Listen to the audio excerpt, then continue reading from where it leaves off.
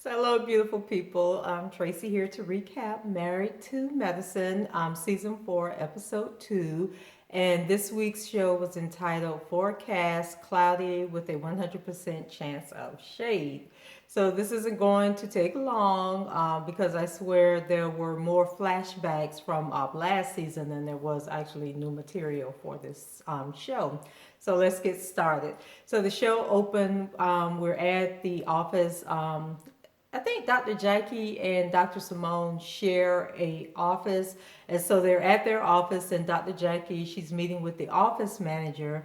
When all of a sudden we hear this loud, ghetto talking in the background, and it turns out that it is Dr. Simone, and she's coming to talk to Dr. Jackie.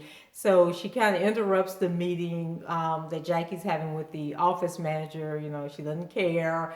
And so she breaks that up, and the lady, she leaves and says she'll come back later. So Dr. Simone, she pretty much wants to talk about Lisa Nicole's party and how she treated Quad. And so I think she realizes that, she was really out of line, and went a little bit overboard.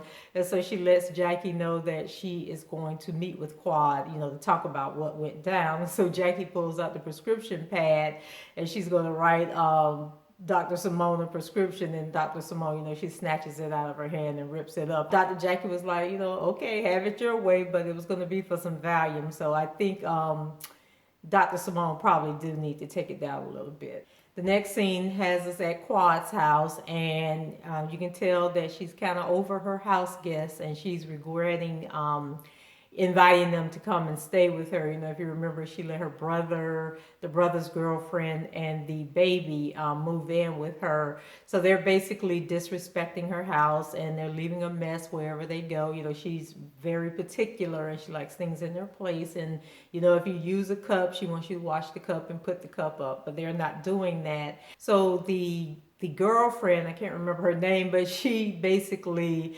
it's like, it's not my house, so it's not my problem. But, Quad's letting her know differently, so she gets her into the kitchen, and I think they cook something to eat because evidently the girl doesn't cook either. And she's not doing anything. I think she thinks she's on vacation. So Quad, has her help her cook lunch, and then after lunch, she tells her she needs to wash the dishes. So we'll see how long this lasts. And Quad also brings up that she wishes that her brother had graduated high school and went on to college like she did. And her thinking is that if he had done that, he would have had better opportunities, better job, and hopefully he would have waited until he got married before he had a baby, and that his choice in women would have been a little different, that he would have had more options.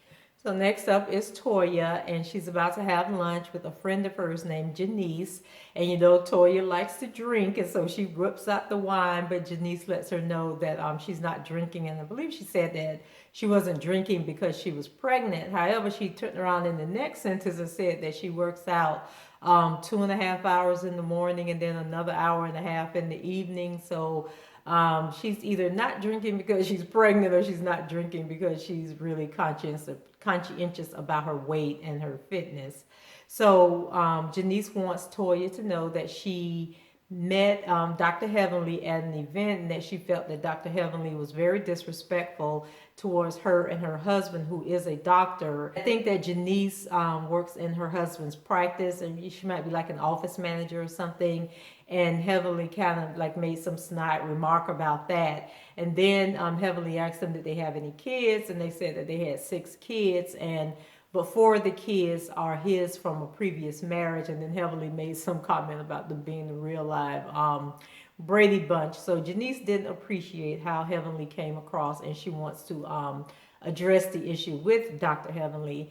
And so Toya, basically says that, that's just how Dr. Heavenly is, but she really means no harm about it, but Janice isn't buying that. Okay, so you guys are going to get sick of me, but until they change how these shows are flowing, I'm going to keep pointing out the similarities between Married to Medicine and Housewives of Atlanta. So here we have these extra people that are coming onto the show. So with Candy, we had her friend Lena, and she was starting the drama with Sheree and Kenya. And now we have Janice, who's getting into it with Heavenly, and she's about to come between Heavenly and Toya's friendship.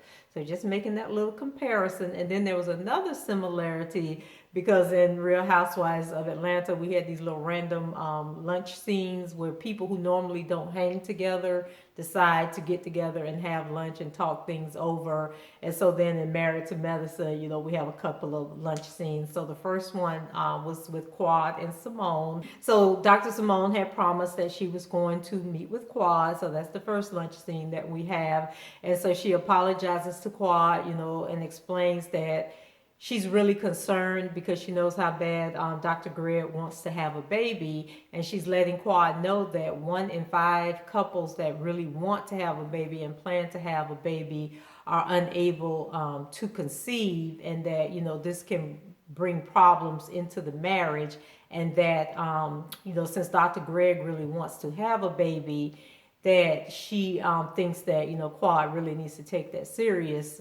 And I personally think that Quad just doesn't want to have a baby. And she did touch on the fact that she has some insecurities, like she was saying that, she really wants to be financially able to take care of a child. And she's fearful that, if things don't work out between her and Dr. Gregg, then, she's going to be a single parent.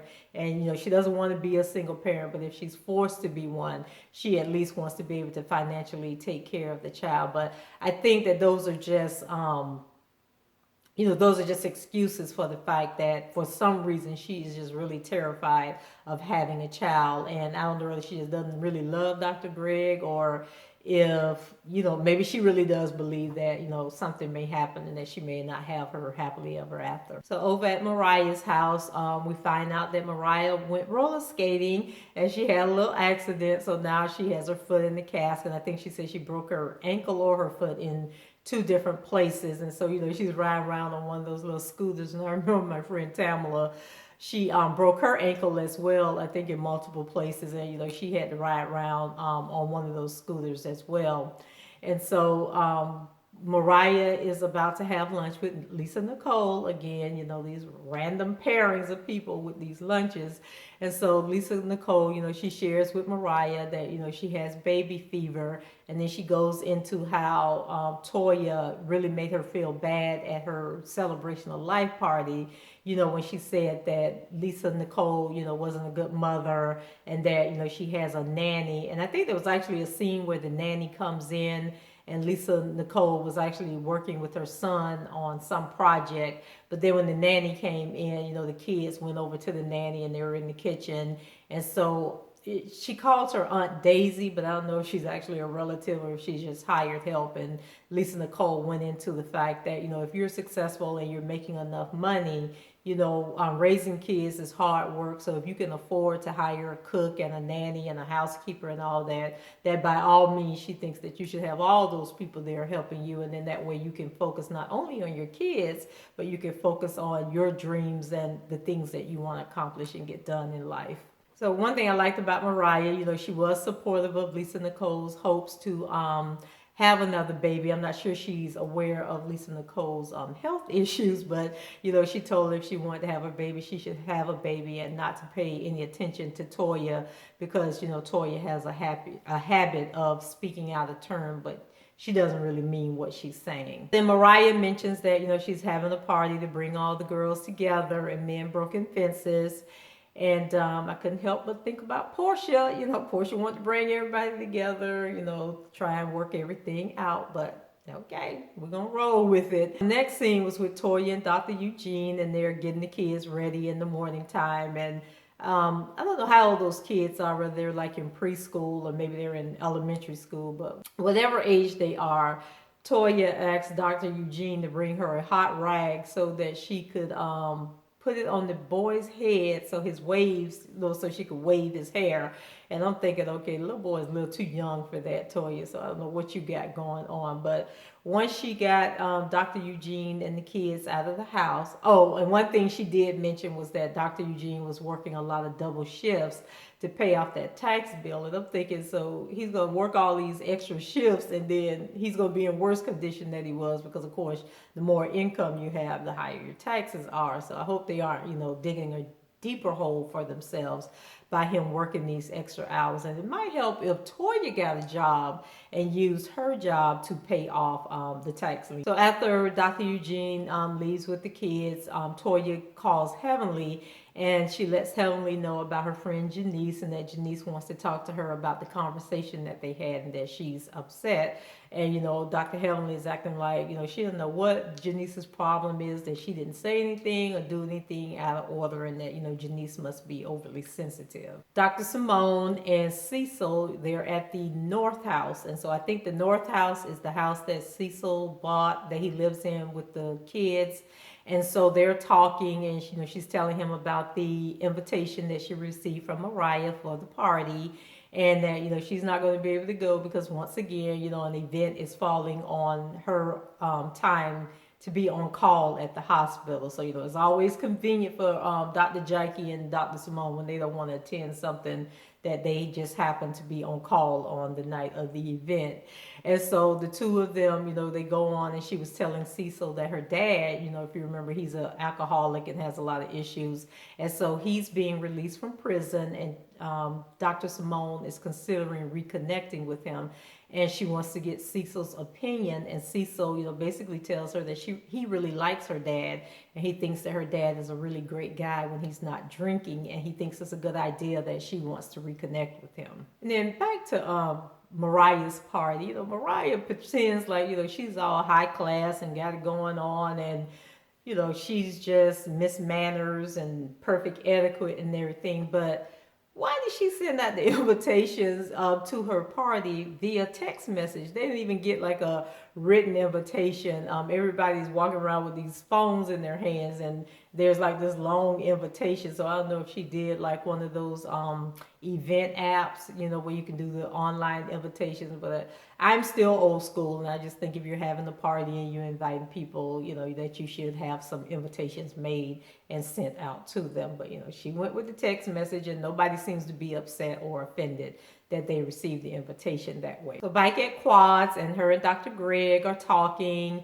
and they're talking about Mariah's invitation, and Quad lets him know that she's going to be the bigger person and go to the party, even though she doesn't believe that Mariah is being sincere.